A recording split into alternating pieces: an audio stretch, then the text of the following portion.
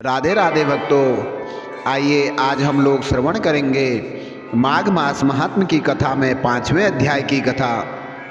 इतनी कथा कहकर थोड़ी देर शांत रहने के बाद वशिष्ठ जी ने कहा, हे राजन, भगवान दत्तात्रेय से कार्तवीर्य ने माघ महात्म सुनने के लिए जो प्रयत्न किए थे उसको मैं अब तुम्हें सुनाता हूँ। उन दिनों भगवान दत्तात्रेय जी सह्य पर्वत पर निवास कर रहे थे। तब महिष्मति के राजा कार्तवीर्य ने जाकर उनसे निवेदन किया, हे देवेश, मैंने समस्त धर्म श्रवण किए हैं, अब आप माघ स्नान के फल का वर्णन करें। दत्तात्रेय जी बोले, हे राजन, मैं तुम्हें वह इतिहास बतलाता हूँ जो ब्रह्मा जी ने नारद जी को सुनाया था। इस भारत भूमि में जो प्राणी माघ स्नान नहीं करते उनका जन्म अकारथ ही है। व्रत, दान, जप, तप, यज्ञ आदि सबसे भगवान हरि इतने प्रसन्न नहीं होते जितने माघ स्नान करने से होते हैं। जैसे सूर्य के सामने कोई तेज नहीं टिकता, वैसे ही माघ स्नान के सामने कोई अन्य कर्म नहीं टिकता। प्राणी को चाहिए कि वह भगवान श्री हरि को प्रसन्न करने के इच्छा से माघ स्नान अवश्य करें। मनुष्य का शरीर हाड़, मांस और रुधिर का एक ढांचा है। यह मूत्र, विष्ठा आदि गंधों से युक्त है। वृद्धावस्था, शोक, विपत्ति आदि से घिरा है। मानव देह रोगों का घर है। प्राणी का स्वभाव स्वयं संतप्त रहना और दूसरों को संताप देना है। पुरुष लोभ, मोह, क्रोध, निंदा, ईर्ष्या, बैर आदि से पूर्ण है। प्राणी सत्व, तम, रज आदि तीनों दोषों से घिरा हुआ रहता है। वह स्वभावतः अधर्म की ओर अग्रसर होता है। प्राणी का शरीर अंत में नाश को प्राप्त हो जाता है। इसमें कीड़े पड़ जाते हैं, विष्ठा या भस्म बन जाता है या कुत्ते, श्रृंगल आदि का आहार होता है। इस प्रकार का मानव शरीर पाने वाला जीव यदि माघ स्नान न करे तो उसका शरीर धारण करना व्यर्थ है। माघ स्नान से प्राणी के समस्त संचित पाप नष्ट हो जाते हैं।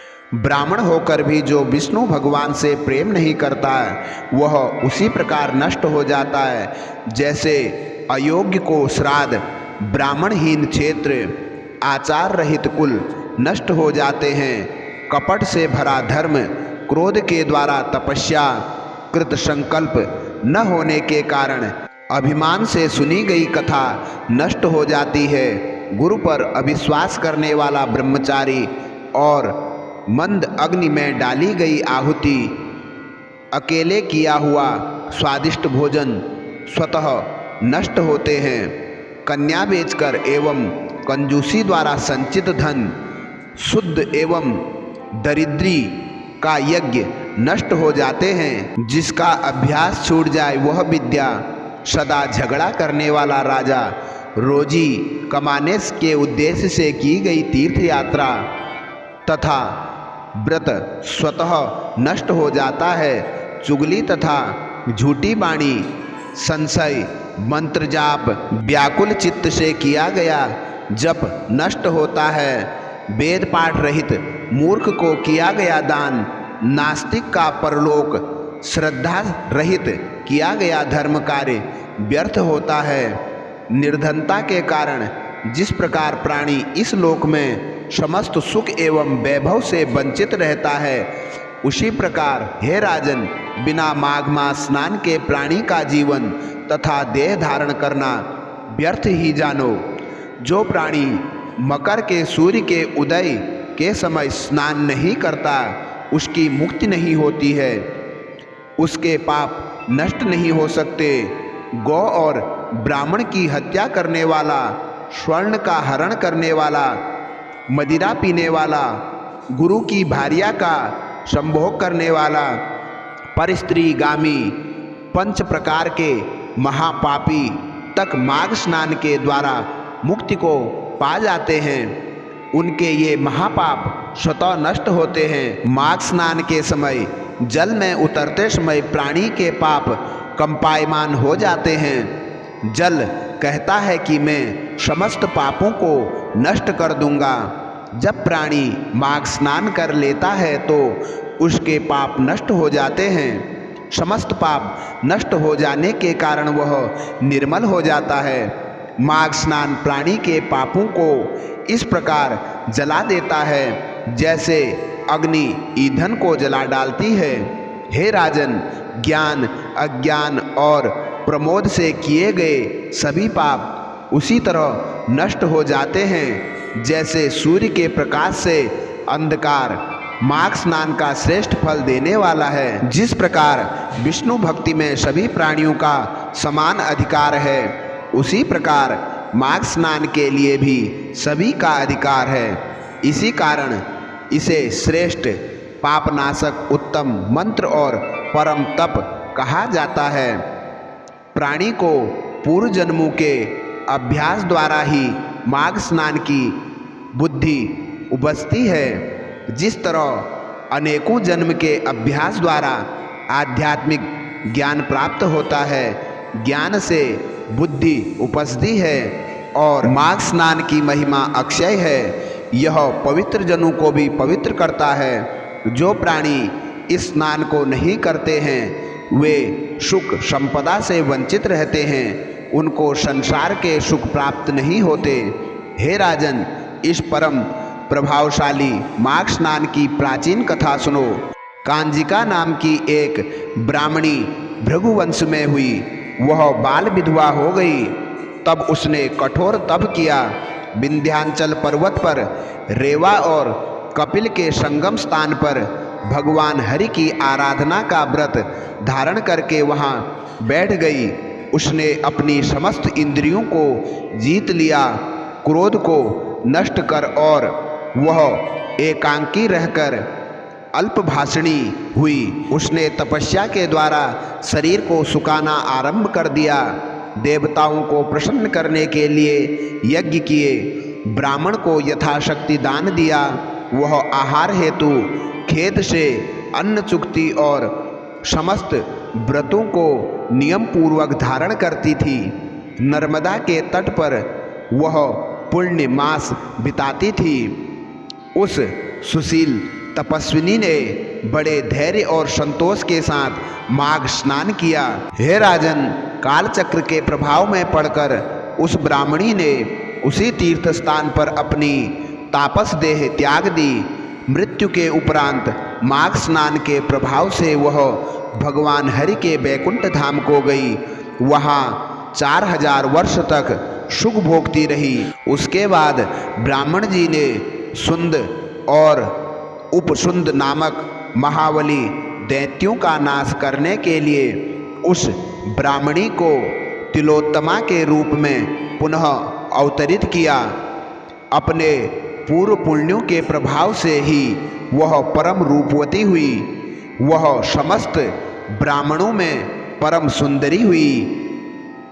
उससे देखकर देवता भी मोहित हो गए।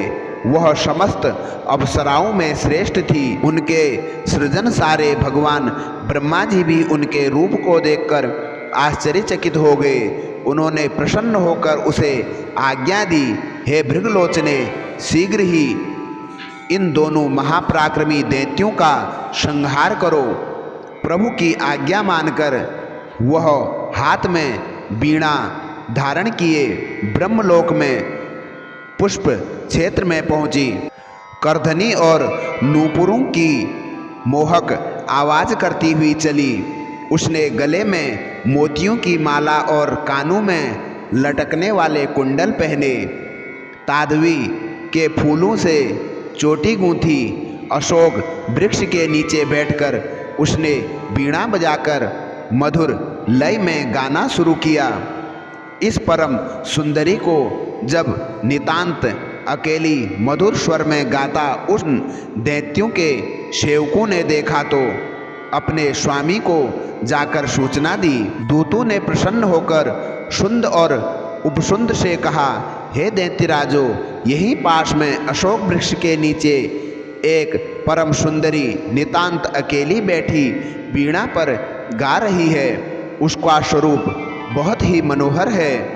मालूम नहीं कि वह देवी है या मानवी है अथवा दानवी है।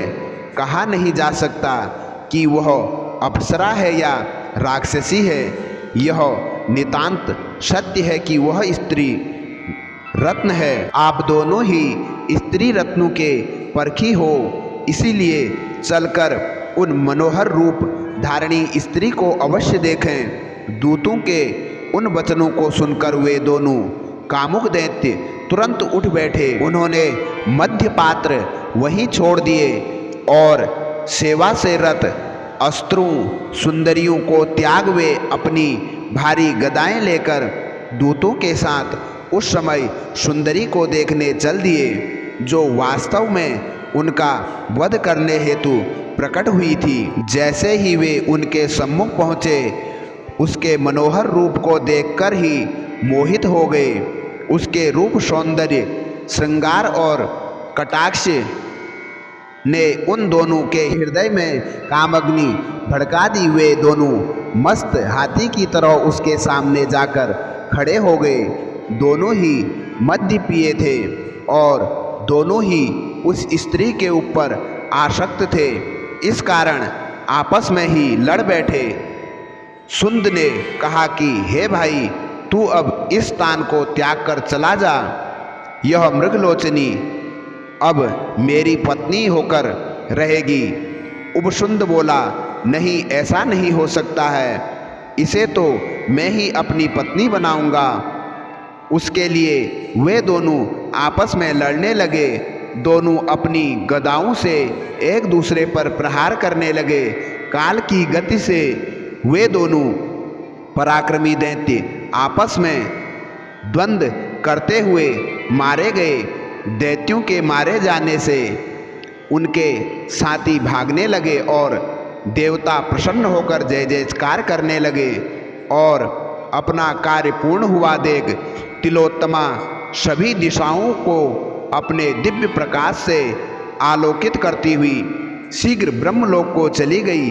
हे राजन, तिलोत्तमा को कुशल आया देखकर ब्रह्मा जी भी संतुष्ट होकर वरदान देते हुए कहा, हे चंद्रवदनी, मैंने तुमको सूर्य के रथ पर स्थान दिया। जब तक आकाश में सूर्य है तब तक तुम नाना प्रकार के भोगों को भोगो। इस प्रकार वह ब्राह्मणी आज तक सूर्यलोक में दिव्य भोग प्राप्त करती हुई माघ स्नान का फल प्राप्त कर रही है। हे राजन, यदि प्राणी परम गति और दिव्य भोगों की इच्छा करता है तो उसे मकर संक्रांति में स्नान करना चाहिए। माघ स्नान के उत्तम फलदायक और कोई नहीं है।